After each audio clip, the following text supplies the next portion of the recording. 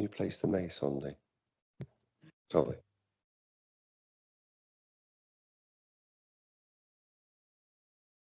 I'll ask Father David to say our prayers. Thank you.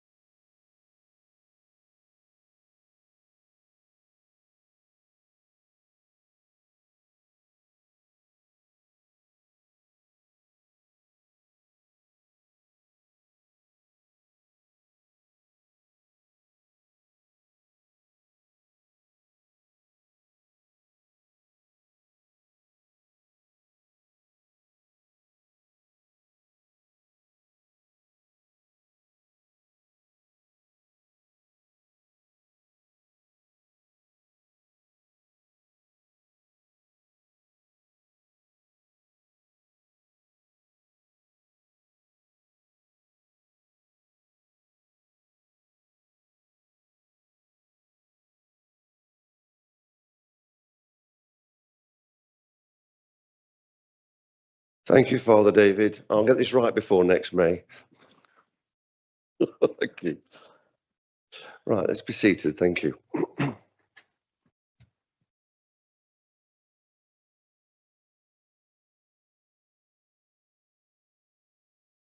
Good evening, councillors, ladies and gentlemen, and welcome to this full council meeting. Can you hear me all right? Good. Before we start the meeting, I need to run through a few housekeeping details. I'd like to remind everyone in attendance this evening that this meeting is being recorded and live streamed on YouTube. Mobile phones should be switched off or on silent mode.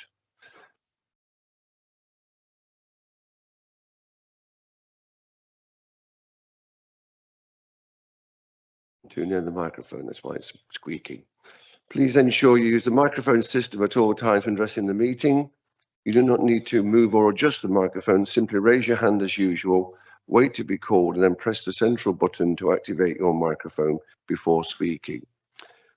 Please speak clearly and directly so everyone in the room, remote participants and recordings can hear you. When finished, press the button again to turn it off. Thank you for your cooperation as we all get used to this new system, including me. Are there any members of the public in attendance? Yes.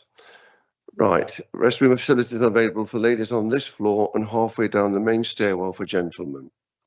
In the event of a fire alarm sounding, officers will escort everybody out of the building to the nearest fire safety point in the car park. Members of the public are free to leave the meeting at any time. Please raise your hand if you wish to leave, and please be patient whilst a member of security comes to collect you. Finally, please be advised that abuse or intimidation of any kind will not be tolerated. Any disturbance will result in this meeting being adjourned. Anyone who's deemed to breach these requirements will be warned and asked to refrain. If the behaviour persists, they will be required to leave the meeting. We had the prayers. Apologies about the wrong order. That's my fault. I'll now we're going to the preliminary items. So first of all, any apologies for absence?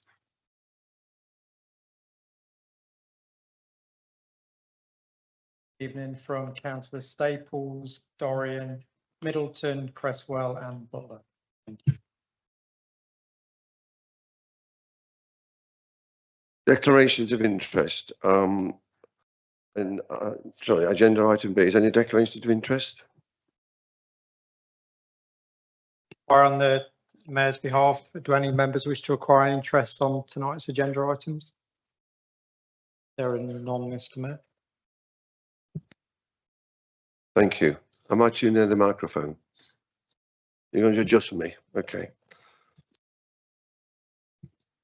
I just keep speaking. It's 6:35 and everything's going reasonably well so far. Are we at a council meeting or are we coming to another meeting? Shall I give it another go? Lovely. Minutes. I've had the council's permission to sign the minutes of the council meeting on the 29th of September. Well, I can hear you lot. Thank you very much. Well done. Are there any communications? Mr. Mayor, can I just introduce councillors to Russell Stone, the council's new Section 151 officer, please.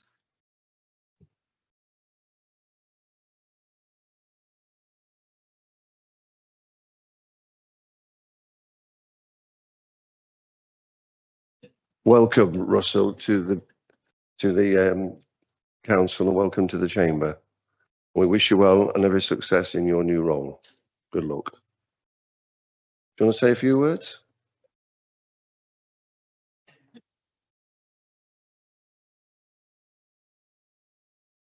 Yes, thank you, Mr. Mayor. Yes, I won't say many words, just say great privilege to be here. Looking forward to working with all members across the council and hopefully bring some good or some further good news to the borough and work forward positively. Thank you.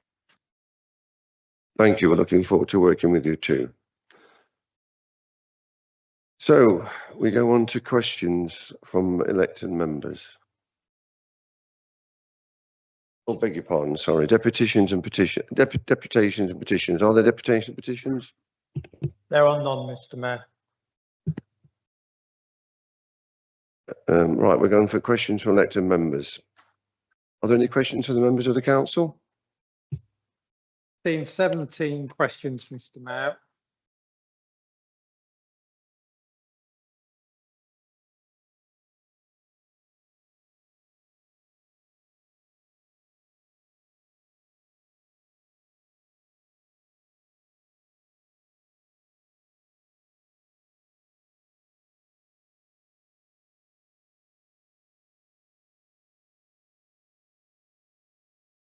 The first question is from Councillor Noble to Councillor Ghosh. Councillor Noble, would you like to ask your question?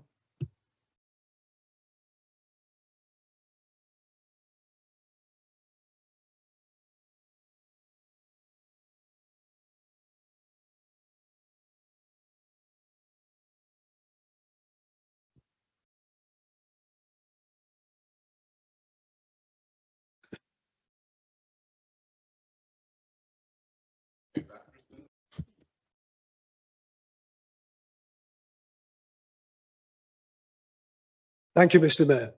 Yes, question to Councillor Ghosh. If the government's devolution plan for Lincolnshire goes ahead, the Southern Lincolnshire Unitary Council, of which Boston will be a part, is likely to be saddled with half of the defunct Lincolnshire County Council's £469 million debt. So what preliminary...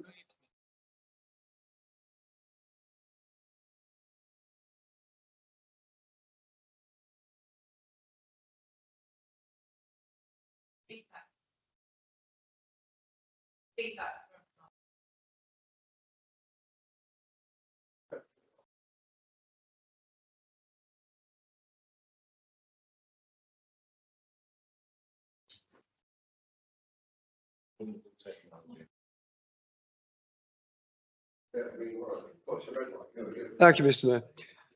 I'll repeat the question because of the feedback. Question to Councillor Ghosh. If the government's devolution plan for Lincolnshire goes ahead, the Southern Lincolnshire Unity Council, of which Boston will be a part, is likely to be saddled with half of the defunct Lincolnshire County Council's £469 million debt. So what preliminary provisions has the South and East Lincolnshire Partnership made for dealing with this problem? Councillor Gosh, would you like to respond?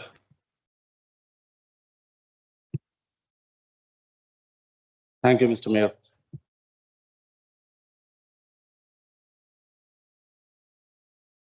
I would like to thank Councillor Noble for his question. The level of debt will remain unchanged under local government reorganization. The financial modeling that forms part of the submission to government will take into account a range of financial factors, including existing debt levels. Furthermore, the formation of the two divisions has not yet been determined. Should we fall within the Southern Division, it will not only involve the SELCP partnership, but also other councils that will participate in the discussions. We are therefore at a very early stage of the overall process, and it would be premature to draw conclusions or make provisions at this point. Thank you, Mr. Mayor. Councillor Noble, would you have a supplementary question?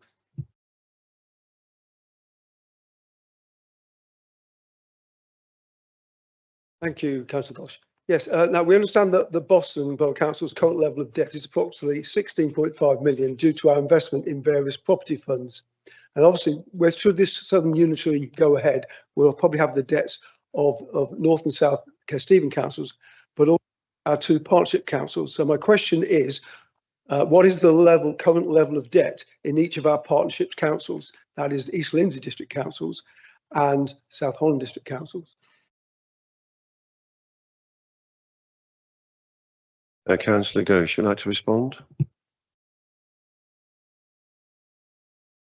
Noble, I can at least tell about Boston. I don't know about the other councils. Boston have paid back everything. The State Street loan is being paid 2 weeks back. And at the moment, we don't have any debts left. Thank you. Councillor Noble, question 2, regarding itself to Councillor Gosh.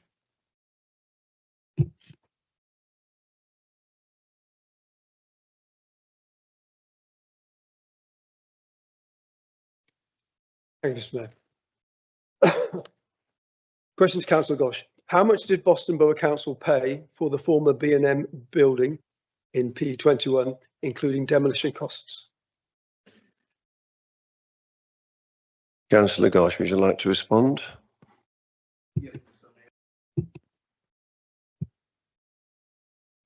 Boston Borough Council paid 1.8 million plus VAT, which comes to be 2.16 million, including the VAT, for the land and buildings commonly referred to as the former B&M site to enable what is now known as its Rosegarth Square project.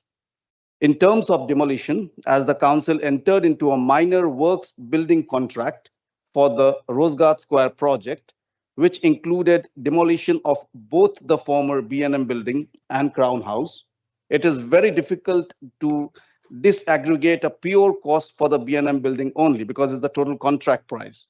However, the final account figure for demolition works of all structures across the two sites was £380,637.60. Thank you.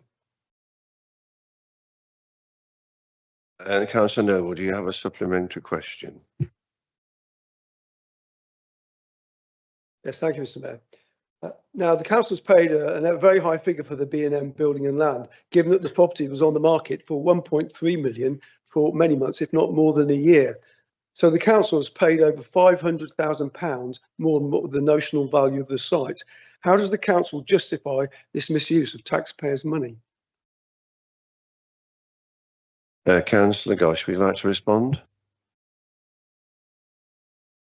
I really can't give you a straightforward answer about that because it all goes through a procurement process and we get the bids and accordingly we do the job.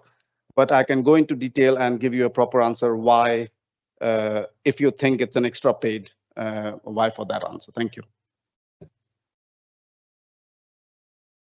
We go into question 3 now, and that's from Councillor Noble to Councillor Gosh. These microphones are very sensitive, so don't get too close to them. Okay. Thank you, Mr. Mayor. Question to Councillor Gosh. How much did Boston Borough Council pay for the now demolished Crown House?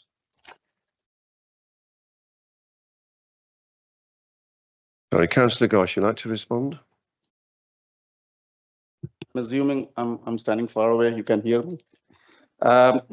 Boston Borough Council paid £1.05 million, £1,050,000 to acquire land and building known as Crown House. Thank you. Councillor Noble, would you like to? Sorry, Councillor, would you like to have a supplementary question?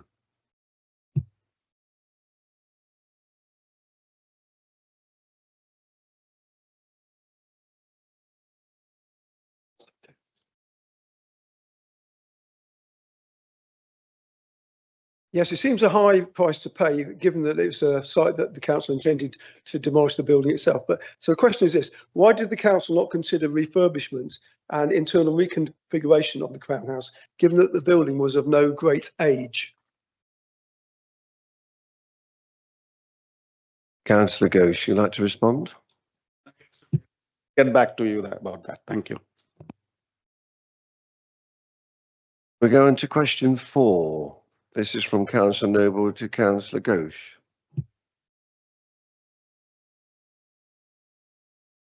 Thank you, Mr. Mayor. What is the collective annual salary cost of Boston Borough Council's climate change officers? Councillor Ghosh, would you like to respond? Mr. Mayor, the collective annual salary cost, which is gross pay plus NI and pension for the 3 climate change officers based upon the 23% sharing arrangement applicable to Boston Borough Council, is £42,839. Thank you, Mr.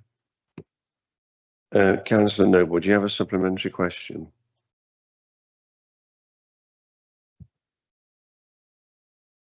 Given the level of political posturing involved in the council's net zero target of 2040 and concomitant climate change costs in terms of officers employed, why did the council not consider a tree planting scheme on the land it owns, which would help to improve the air quality in the borough for a fraction of the costs previously quoted? Councillor Gosh, would you like to respond?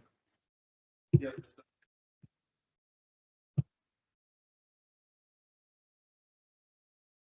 Thank you, Mr. Mayor. Councillor Noble, you are actually giving me a suggestion. It's a full project itself. So we really cannot decide now that why we even do that. So if you have any suggestions like that, you can always come back to me offline and we can always discuss about that. Thank you. The 5th question is from Councillor Cantwell to Councillor Gilbert.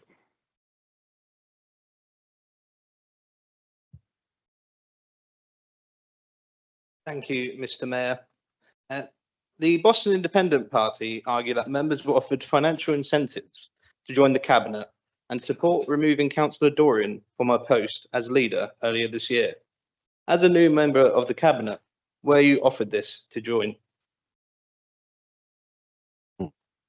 Councillor Gilbert, would you like to respond? Yes, thank you, Mr. Mayor. I thank Councillor Cantwell for his question, as it allows me to state absolutely unequivocally that when discussing my possible role with Councillor Broughton's administration, there was no discussion about remuneration or allowances. The only conversations I had with Councillor Broughton related to my role within the administration and what areas I would cover within my portfolio. I accepted the role of deputy leader with responsibilities which include the town centre because I live within the Boston town centre area. I'm passionate about Boston's important global legacy and want Boston to become recognised for its contribution to the evolution of Western society through its historical links to the United States. No other issues were discussed or even considered. Thank you, Councillor Gilbert. Councillor Cantwell, do you have a supplementary question?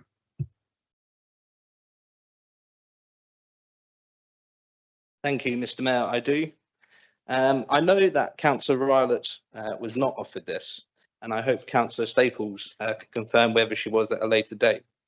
Would you argue that if members make these comments, they should be willing to back it up with hard evidence so that these matters could be investigated and not conjecture and political point scoring?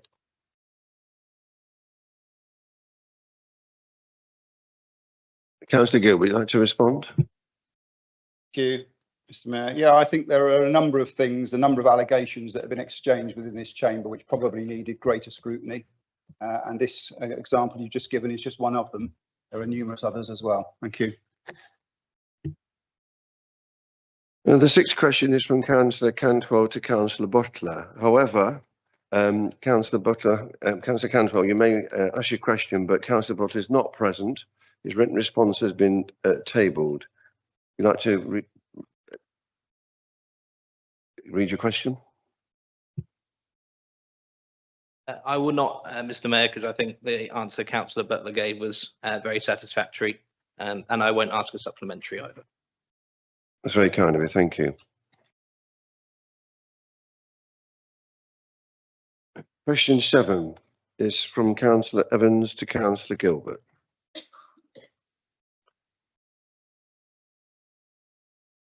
Thank you, Mr. Mayor.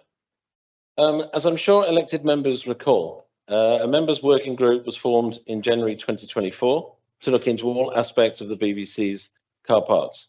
This lasted around 4 months and produced various recommendations that were unanimously approved at the ENP scrutiny meeting of the 27th of August 2024. Since then, nothing has happened in any aspect of the members' working group. My question to Councillor Gilbert, who was one of the members of this group and who made a valuable contribution to its final recommendations, is simply, why have the recommendations not been implemented after what is well now over a year later? Thank you. Councillor Gilbert, would you like to respond? Thank you, Mr. Mayor. I thank Councillor Evans for his question, which acts as a timely reminder that members of this council invest a huge amount of time attending working groups and committees, all with the aim of making improvements to our town and our borough. Whilst I've only been a member of the current administration since late July, I've had discussions with the lead officer for car parks about the progress of the recommendations from the car parks working group. It was one of my first actions when I assumed my current role, because I was, as stated, a member of the car parks working group myself. Progress has been patchy in the sense that some of the recommendations I endorsed as part of that group had significant cost implications. These are not being overlooked, but for example, widening the car park parking bays in the sheep market has not been actioned this year and is not budgeted for next year, but will be undertaken if capital funding can be identified, and we will certainly feature as we progress towards our ambitious 2028 and 2030 celebrations of the 400th anniversary of the founding of our sister city, Boston, Massachusetts. Likewise, signage has to be improved, but yet again, this is something I will push to deliver, as it is essential we get this right, as we have a wide heritage agenda, including our preparations for 2030, and it is obvious we need to make our town clearer and accessible with signage towards our car parks to enable visitors to find their way into our town.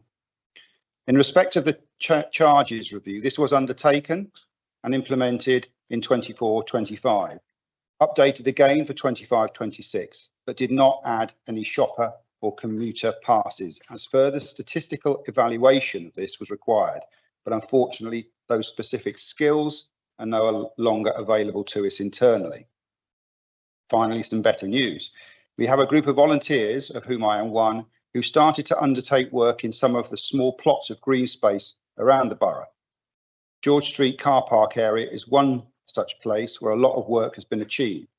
The main constraints on achieving more, however, relate to volunteer numbers, and as such, we're going to be promoting volunteering opportunities around the town to not only enable local people to work to improve what is their town centre, but also to improve their physical and mental well-being.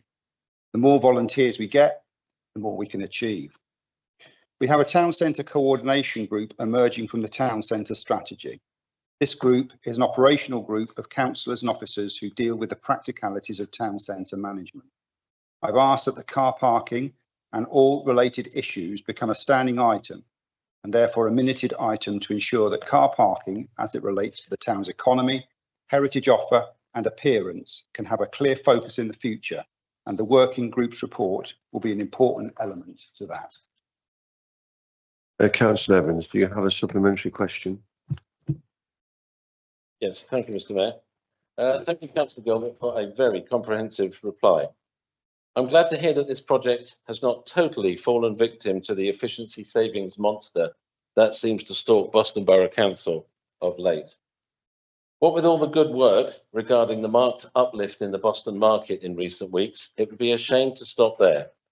The costings for the relining of the car park is around £2,000, which seems excellent value for money. So can you please assure the people of Boston that they are finally going to get a revamped cattle market car park, incorporating larger spaces and a more relaxed parking experience when visiting Boston Town Centre sooner rather than later? Thank you. Thank you, Councillor Evans. Councillor Gilbert, you'd like to respond? Further very helpful contribution. It is absolutely my ambition to see the aims of that working group fulfilled within a reasonable space of time. I can't give you a timescale, but I'm onto it. I think that concludes all the questions. The other ones are not valid because the people aren't here. So we move on.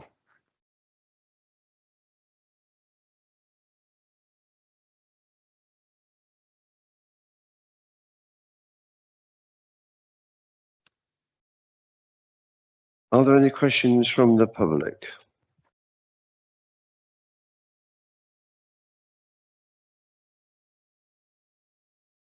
There are none, Mr. Mayor. Thank you. We'll move on to part 2 of the agenda items. And agenda items number 1 is draft audit and governance committee meeting minutes. We'll now move on to the agenda items for this evening. That is what I just mentioned for the meeting of the 13th of October 2025, which starts on page 23 of the agenda. As the chairman of the committee, I present the minutes. The draft minutes are for council to take note only. Does anyone wish to speak on the draft minutes? Yes, Councillor Noble. Thank you, Mr. Mayor. Yes, I refer to page 24. This is section 22, internal audit progress. And the third paragraph down, and it states a report with a rating of insufficient control has been issued for one area where no controls were to be found in place. And that's a situation that hasn't occurred in the last 20 years.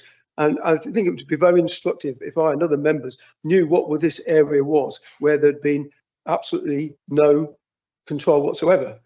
Did it refer to financial controls? There's that point. And second point, just near the bottom, is that at that meeting, there was no section 151 officer or deputy or someone from finance. That's really important because members of that committee rely on technical advice from these specialist officers. So I think, and when I was finance portfolio holder, that never was the case. So that's a worry. And lastly, very quickly, please, just going back to, I couldn't respond to Councillor Gash earlier, but in terms of debt, we borrowed about 16.5 million from the Public Works Loans Board to invest in the property funds. Now that has been paid back, the 16.5 million. Thank you. Okay. I beg your pardon. Thank you. Let's have just one person speaking at a time. Mayor, I thought he referred to the State Street loan, which is a totally different thing. Yep. Okay. Thank you. Thank you. Anything else? Thank you. Well, you've noted the minutes. We've heard what you've got to say. We recorded the actual questions, but you know the answers we can give you at the next A&G meeting, or I'll forward them on to you. Okay. I understand that, I appreciate the thing about the officers, some not being present, but our new section 151 officer has guaranteed me, so he's going to make sure that somebody is going to be there in future. So don't worry about that. Let's move on to democratic arrangements, allocation of seats, review and appointments to outside bodies, page 31 to 36. Can I ask the monitoring officer to introduce this report, please? Thank you. Thank you, Mr. Mayor, and good evening, councillors. The paper before you this evening has two purposes. First, this is asking council to approve a revised allocation of committee seats and associated appointments following a review of political group membership. Nominations have been received from group leaders, and these have been tabled in Appendix A, which is in front of you. The second purpose of the paper is to ask the council to make appointments to outside bodies where vacancies have arisen. Nominations have again been received from group leaders, and these are set out in Appendix 2 in the papers that you have received. There is one further nomination which has been received for the Witham-Forth District Internal Drainage Board, and that's for Mr. Philip Ashton to take the second vacancy. So the recommendations are that the council approves the revised allocation of committee seats and appointments tabled in Appendix 1, and that the council makes the appointments to the outside bodies listed in Appendix 2, including that further nomination which I've just advised council of. And through you, Mr. Mayor, I'd look for a proposer and a seconder for those recommendations. Thank you. Thank you, John. Do I have a proposer on this item, please? Councillor Broughton. Is there a seconder? Sorry, would you like to reserve a response? Have we got a seconder, please? Councillor Woodliff. Yes. It's hot in this rug. Yeah, Councillor Woodliff, thank you. Are there any speakers on the item? No, no speakers. Lovely. Councillor Broughton, you'd like to sum up?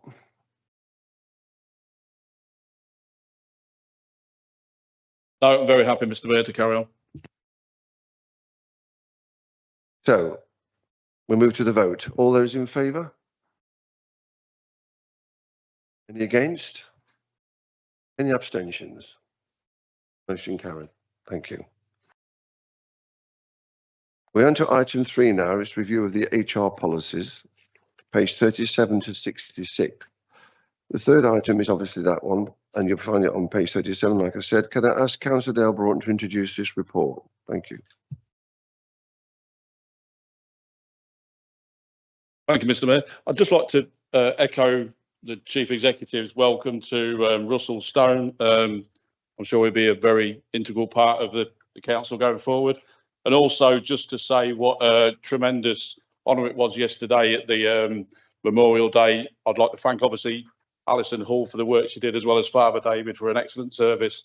It was great to see so many people in Boston there, and I know that was echoed across the parishes in the borough where other councillors attended. So it's really good to see so many people there. So thank you, Alison, thank you, Father David, and everybody else involved. Anyway, I'm bringing forward the pensions and pension discretions policy for council's consideration and approval. This policy is a statutory requirement under the provisions of the Local Government Pension Scheme regulations. It outlines the manner in which the council will exercise its discretionary powers in relation to pension matters, thereby ensuring continued compliance with legislative requirements and promoting consistency, transparency and fairness in decision-making processes. The policy has been developed by Public Sector Partnership Services, PSPS, and has undergone a thorough review. It has been considered by the Readers Panel, comprising officers and trade union representatives, and has subsequently been endorsed by the Overview and Scrutiny Committee on the 8th of October. In addition to fulfilling the Council's statutory obligations, the policy provides clear and consistent guidance for managers and employees, supports effective workforce and succession planning, and ensures a harmonised approach to the exercise of pension discretions across the South and East Lincolnshire Council partnership. Approval of the pensions and pensions discretion policy will enhance consistency across the partnership, strengthen governance arrangements, safeguard regulatory compliance, and ensure a fair, transparent, and equitable framework for pension-related decisions. Accordingly, it is recommended that council approves the pensions and pension discretions policy as set out in the report. Thank you, Mr. Mayor. Thank you, Councillor Broughton. Councillor Woodley, if I didn't ask you if you'd like to speak, reserve your right to speak. Do you want to speak, Councillor Woodley? No, you're okay. Right, are there any speakers on the item, please? No? Okay. Councillor Broughton, do you want to sum up?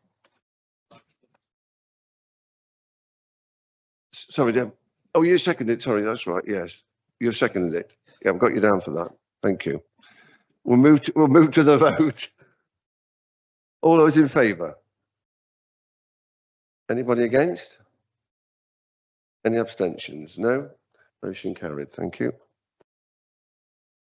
Right, we're going to item 4, the Licensing Act 2003, Statement of Licensing Policy, which starts on page 67 of the agenda. Can I ask Councillor Chris Mountain to introduce the report? Thank you.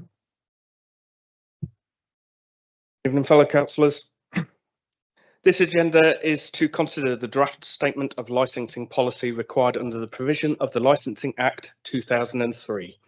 The policy sets out the approach the licensing authority will apply to ensure promotion of the 4 licensing objectives when carrying out its function under the Act.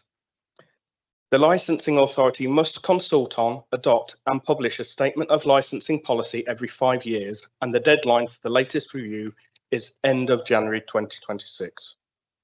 The Licensing Committee considered a draft revised policy on the 10th of June 2025 and resolved that consultation should be carried out in accordance with the Licensing Act. The consultation was undertaken between 23rd of June and 17th of August 2025. Following the consultation, responses were considered by the Licensing Committee on the 23rd of September 2025, and where appropriate amendments were made. A copy of the report detailing the consultation feedback considered by the committee is in Appendix 1. At that meeting, the committee resolved that the revised draft statement of the licensing policy be presented to council for adoption and publication. A copy of the final draft policy highlighting additions and amendments in green is attached in Appendix 2. In conclusion, the council has a statutory duty to review its statement of licensing policy every 5 years.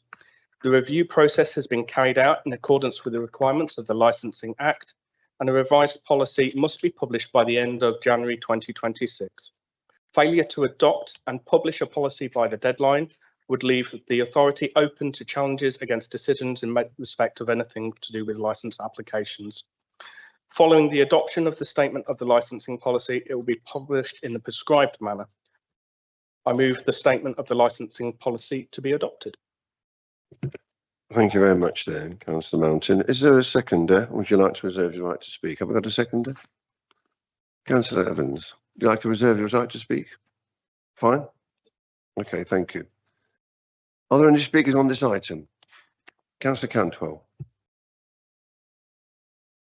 Thank you, Mr. Mayor. It was just to note, I think it's disappointing that we didn't get a lot of response on the consultation.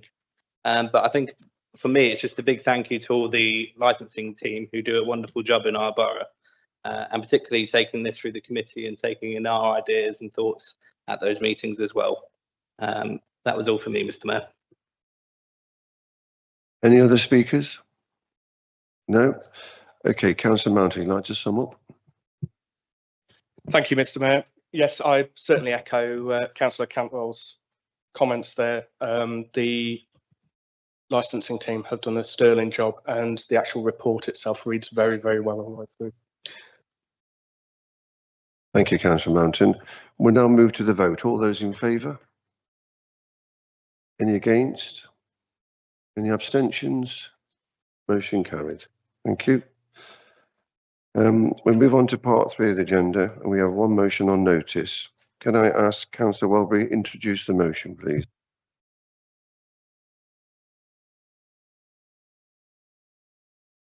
I'm introducing the motion on notice to change the membership of the Community Governance Review and Working Group. The Council notes that the important role of the Community Governance Review Working Group in shaping the future of the local governance arrangements within the borough. In the interests of ensuring broader representation and participation, the council resolves to A, increase the number of members on the Community Governance Review Working Group from 5 to 7 elected members, and B, appoint the following members to the Community Governance Review Working Group: Mike Gilbert, Paul Gleeson, Barry Pierpoint, Anton Danny, Suzanne Welbury, Stephen Woodliff, and Andy Izzard. Thank you. Do we have a seconder? Councillor Izzard. Thank you. As a second speaker, would you like to reserve the right to speak?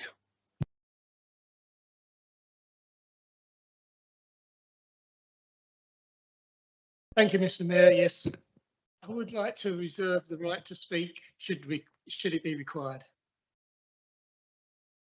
Thank you. Are there any speakers on this item? Councillor Cantwell. Thank you, Mr. Mayor. I would like to know, I'd be saying the same if the Boston Independent Party members were here tonight.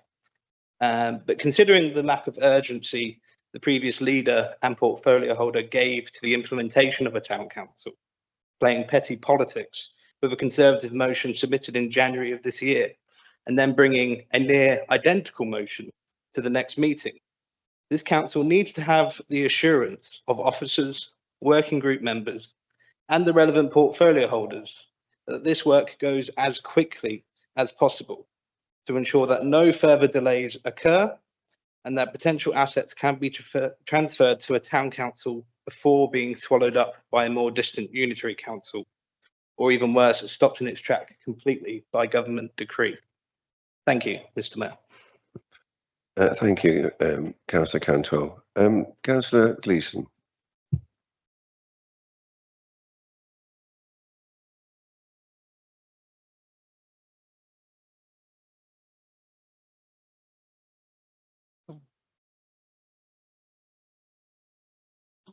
Is on it. Okay, fine. Yeah, I support the change.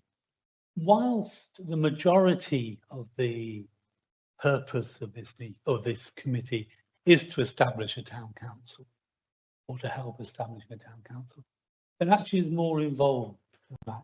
I do think it's important we do have the voices from the parishes. Well, but I do think we have a duty as a council to ensure that when we get eaten up, that all our councils have all the resources they need to give the people of what is now Boston Borough some sort of voice. Because under this new proposed system, we will be lost.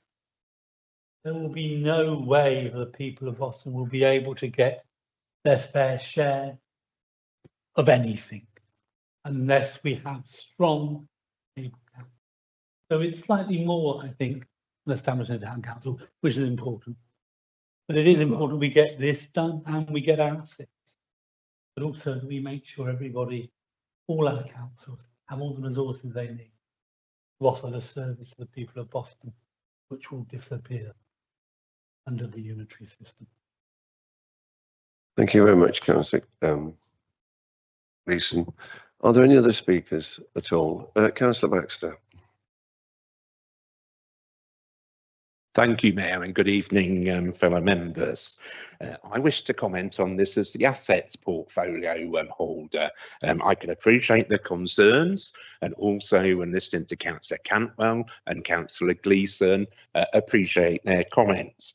For some time behind the scenes, I've been very concerned about this and listened to the concerns of Councillor Woodliff, Councillor Bedford, the Austins, Councillor Staples, and Councillor Danny, mainly to do, very important to us as well, the protection of our assets that we're very proud of in Boston. Behind the scenes, we've tried to change these things up. I wanted to give a reassurance that those things haven't been forgotten. The Chief Executive and Andy Fisher, the AD, has been looking at this. It hinges, first of all, around the submission and the decision made on the unitary authority. But next stage would be, of course, we decide about the Boston Town Council. Something I think that has been held up. Bill, I feel as if I'm at the karaoke at the White Hart in Old Leek. Maybe not. Yeah. So I was just going to mention that, well, as a portfolio holder and as a party, this hasn't been forgotten. I was amazed the consultation had taken place, and there is a report in August. So I completely back what my fellow members have said and put forward as well, and recommend this review working group. Thank you. Thank you very much, Councillor Baxter. I do like your impression of a Dalek. Councillor Gilbert, next. Just to add to what's already been said by colleague councillors, Cresswell, Gleeson and Baxter, it is really important that we move forward with this. I think we've delayed for far too long. There should have been a matter before the court today, which should have been resolved by the time this meeting took place, but unfortunately the meeting was cancelled and then was not subsequently rearranged in time for this meeting. And that's not something which is untypical. So I think this change is absolutely essential. We need not only to conclude the consultations with the parishes and other people in the town centre, we also have to do exactly what Councillor Baxter said, look at our heritage assets, our financial assets and our identity, and identify which parts of this borough will be ceded to that town council at the point at which we are dissolved as a political authority. Thank you. Thank you very much, Councillor Gilbert. Councillor Danny.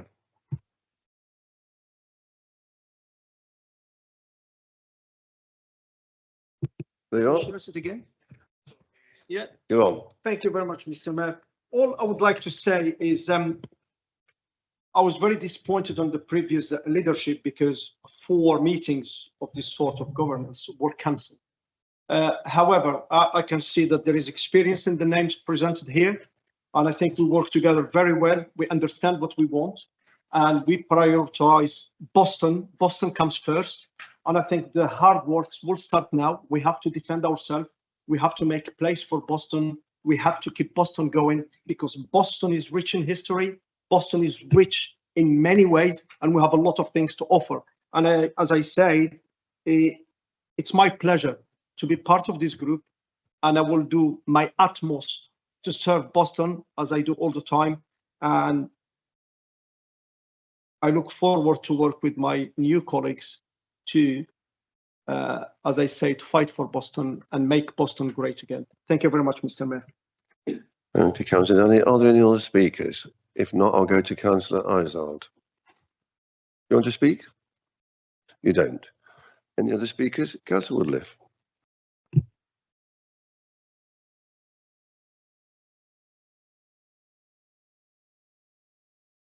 That's right, something else actually, Mr. Mayor. I don't know whether it's the correct time, but I've been asked a question by my colleagues as to whether agenda item 1 should have been proposed and seconded and voted on. So can you answer that question for me? Sorry, can you say it again? Didn't I? We've already done the voting and we've already done the. We didn't have a vote on agenda item 1, did we? It wasn't proposed or seconded, was it? Just been informed we've been received by the council, not a vote. Mr. Medlow, can you help us, please? Yeah, thank you, Mr. Mayor. Thank you, Councillor Woodliff. The minutes are presented here to be received by the council. They'll go back to the Audit and Governance Committee meeting at the next one because they're draft at the moment to be voted on at that meeting. So they don't need to be approved by this council. They've just been received for information and any questions as we had from the floor. Thank you. Okay with that? Good. Any other speakers on this? No, shall we go to the vote then, can we? Right. So, Councillor Welby, do you want to sum up at all? Thank you. Right, let's go into the vote then. So, first of all those in favour? Against? Any abstentions? Motion carried. Thank you.